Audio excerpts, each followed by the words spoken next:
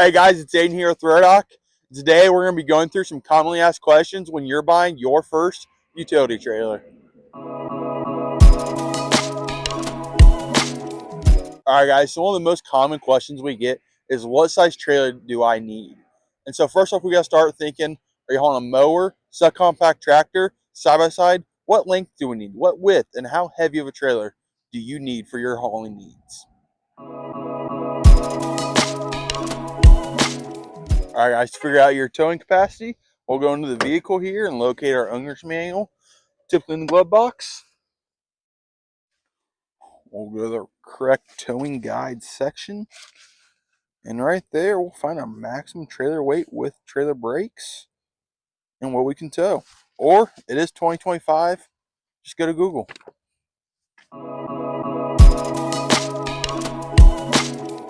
Alright guys, so I'm trying to figure out what the payload of your trailer is. We're going to come on over here and locate our VIN sticker and payload sticker. Sometimes it's on the tongue, sometimes it's on the side here.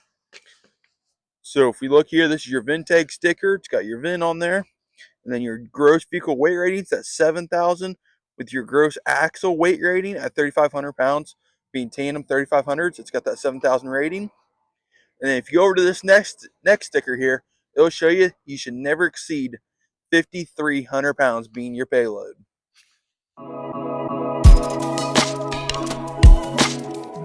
Another question we get all the time is what size ball does the trailer take?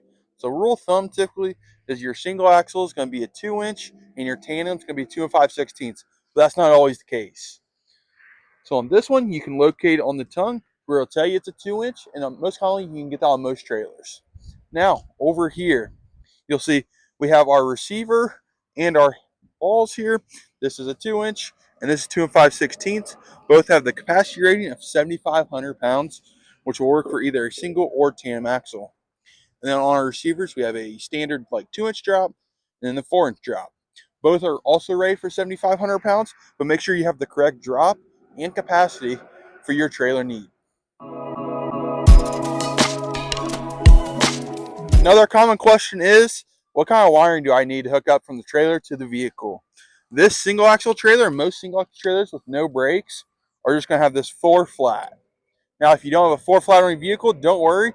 We also can get you set up with a 7-way adapter to work on your truck or car. And then over here on your tandem axle, which is going to have brakes, you'll see what we call a 7-round RV style plug. And that is one of your most typical plug connections on your trailers. All right, guys, another common thing you should really look for on your utility trailers is your tires. Are they going to be radials or bias plies?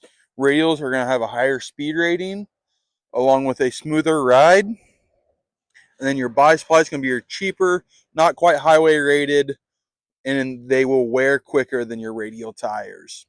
You also got to pay attention to is what size. Are you running a 15-inch, a 14-inch, and even they go all the way down to the 12-inch.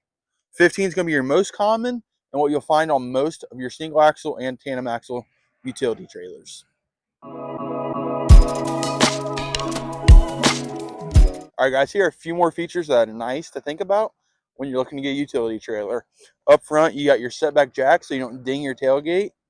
You have your tube uprights and top, a little stronger, a little nicer. And then you have your sealed wiring in the deck here. Really nice, keeps the critters out from damaging your electrical. Treated decking, nice out in the elements. And then you also have your reinforced ladder gate versus like a standard gate to help prevent from that mesh getting pulled in when you're loading. On the rear gates here, something to also look at is make sure you have a spring assist gate. So when you pull your pins there, and then you'll see the tube uprights instead of the angle iron, nice, a little stronger.